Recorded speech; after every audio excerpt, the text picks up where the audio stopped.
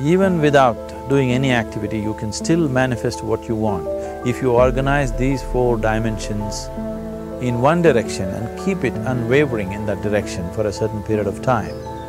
Now he believes Shiva will do it for him and it will happen. So is Shiva going to come and build your house? No, I want you to understand, God will not lift his little finger for you. What has not happened till now on this planet can happen tomorrow. Human beings are capable of making it happen tomorrow.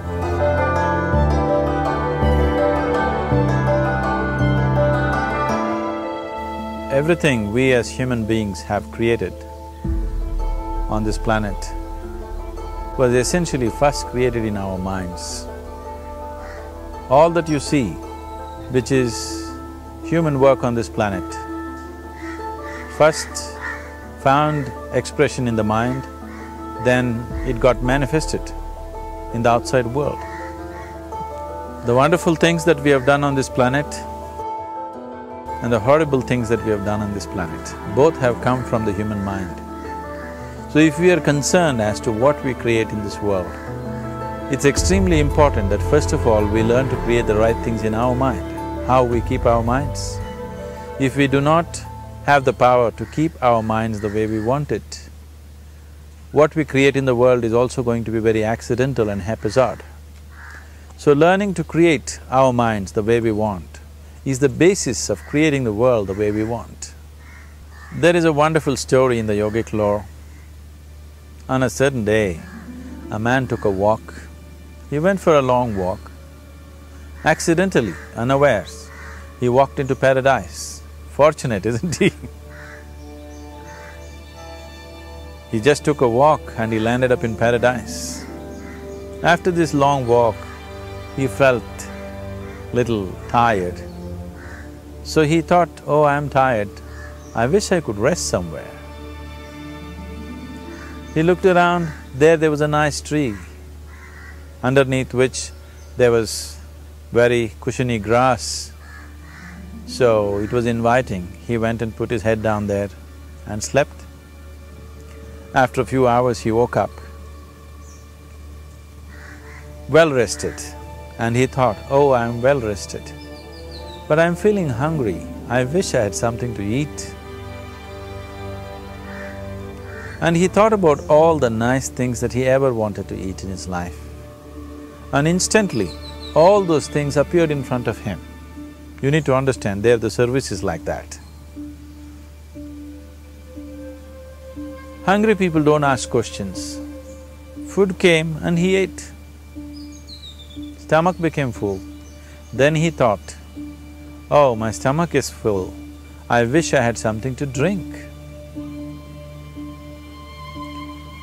All the nice things that he ever wanted to drink, he thought about it and all of them just appeared in front of him. Drinking people also don't ask questions, so he drank.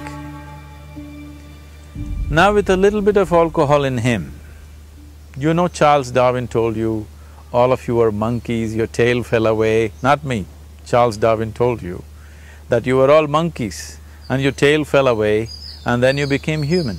Yes, definitely the tail fell away. But the monkey, in yoga, we always refer to an unestablished mind as markata, which means a monkey. Why we are referring to the mind as a monkey is, what are the qualities of a monkey? One thing about a monkey is, it's unnecessary movement. And another thing about the monkey is, if I say you're monkeying somebody, what does it mean? Imitation. Monkey and imitation have become synonymous. So these two essential qualities of a monkey are very much the qualities of an unestablished mind. Unnecessary movement, you don't have to learn it from the monkey, you can teach it to the monkey. And imitation is full-time job of the mind. So when these two qualities are on, a mind is referred to as a monkey. So this monkey became active within him. He just looked around, thought, what the hell is happening here? I asked for food, food came. I asked for drink, drink came. There must be ghosts around here. and ghosts came. Oh, the ghosts have come, they're going to surround me and torture me, he thought. Immediately the ghosts surrounded him and started torturing him. Then he started screaming in pain and said, oh, they're going to kill me, and he died. Just now he said he's a fortunate being. The problem is he was sitting under a kalpavriksha or a wishing tree. He asked for food, food came, he asked for drink, drink came, he asked for ghost, ghost came, he asked for torture, torture came, he asked for death, death happened. Now don't go looking for these kalpavrukshas in the forest. You can barely find a tree these days. A well-established mind, a mind which is in a state of samyukti, is referred to as a kalpavriksha. If you organize your mind to a certain level of organization, it in turn organizes the whole system. Your body, your emotion, your energies, everything gets organized in that direction. Once all these four dimensions of you, your physical body, your mind, your emotion and the fundamental life energies are organized in one direction, once you are like this, anything that you wish happens without even lifting a little finger actually. It would help to assist it with activity, but even without doing any activity, you can still manifest what you want if you organize these four dimensions in one direction and keep it unwavering in that direction for a certain period of time. Right now the problem with your mind is, every moment it is changing its direction. It is like you want to travel somewhere and every 2 steps if you keep changing your direction, the question of you reaching the destination is very remote unless it happens by chance. So, organizing our minds and in turn organizing the whole system and these four basic dimensions of who you are right now in one direction, if you do this, you are a kalpavruksha yourself. Anything that you wish will happen. But right now, if you look at your lives, everything that you have wished for till now, if it happens, you have finished. Everything and everybody that you have desired for, if all of that lands up in your house today, could you live with that? Once we're empowered like this, it's very important that our physical action, emotional action, mental action and energy actions are controlled and properly directed. If it is not so, we become destructive, self-destructive. Right now, that is our problem.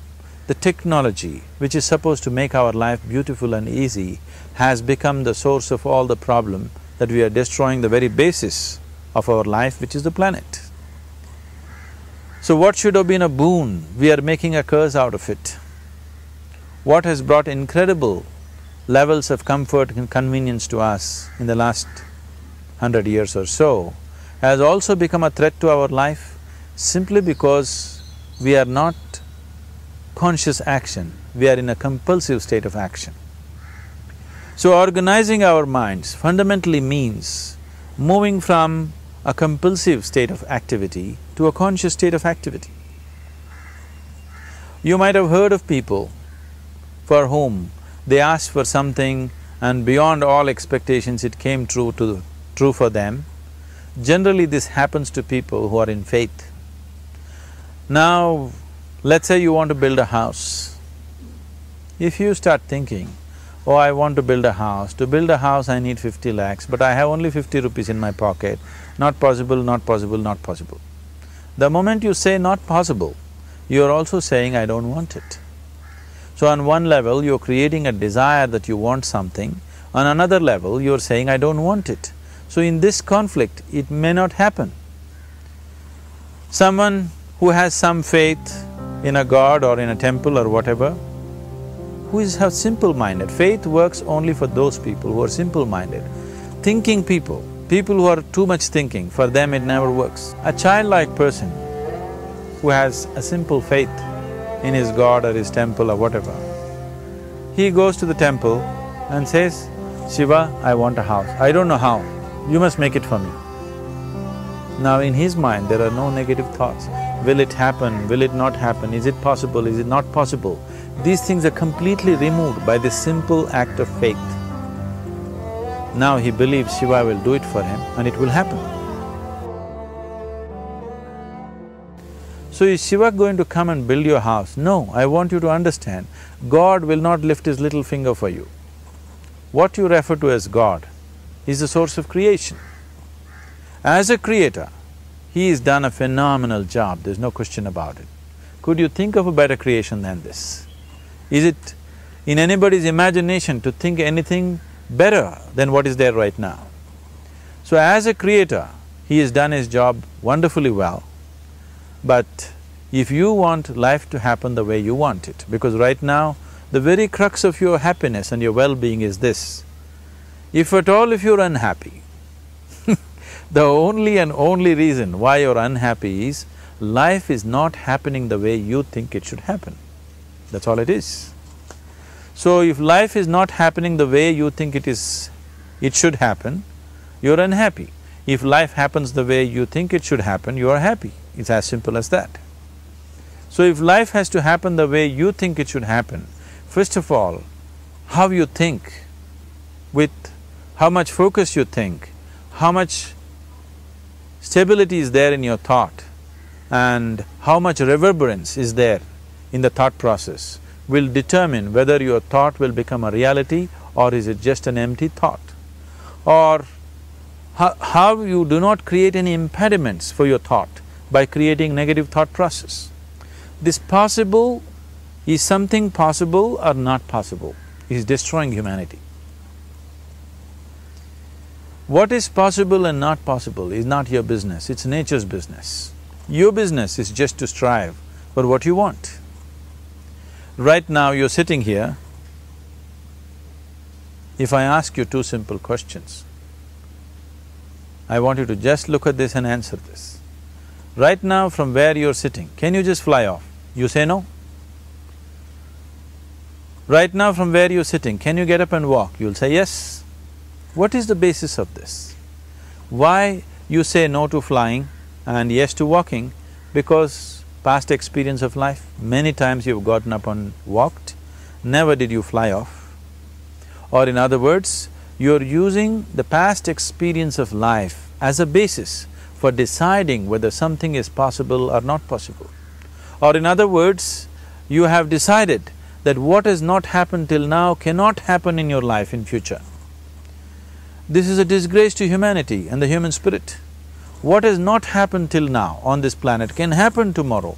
Human beings are capable of making it happen tomorrow. So what is possible and what is not possible is not your business. That is nature's business. Nature will decide that. You just see what is it that you really want and strive for that. And if your thought is created in a powerful way, without any negativity, without any negative thoughts bringing down the intensity of the thought process, the first and foremost thing is you must be clear what is it that you really want.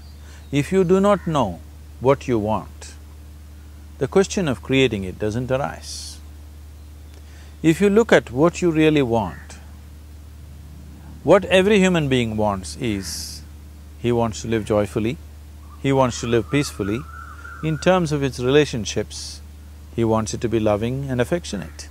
Or in other words, all that any human being is seeking for is pleasantness within himself, pleasantness around him.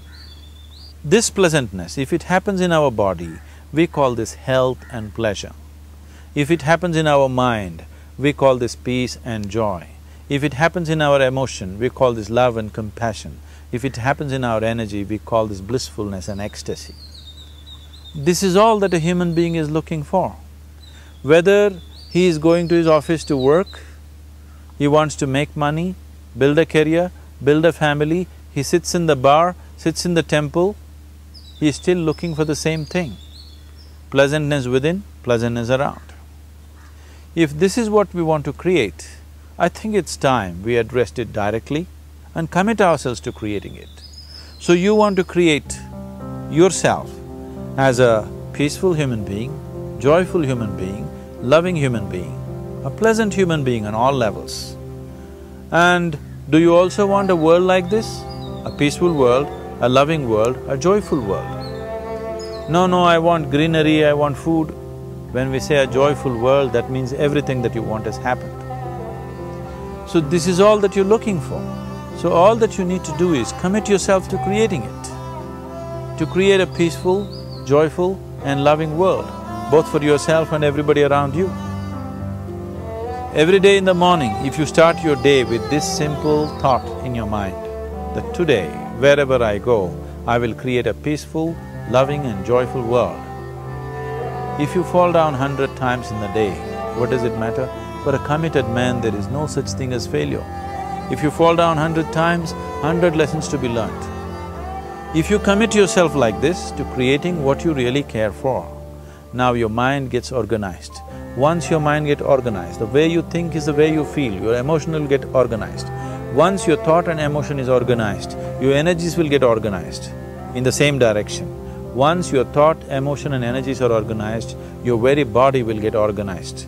Once all these four are organized in one direction, your ability to create and manifest what you want is phenomenal. You are the creator in many ways. That which is the source of creation is functioning within you every moment of your life.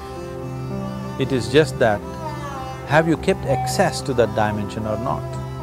Organizing the four basic elements of your life will give you that access. There are tools and technologies to do this.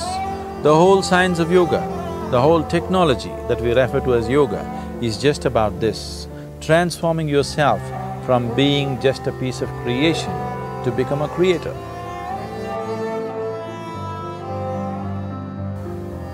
It is my wish and my blessing that every human being in this world should have this access to the source of creation within himself, so that he can function here as a creator, not just as a piece of creation.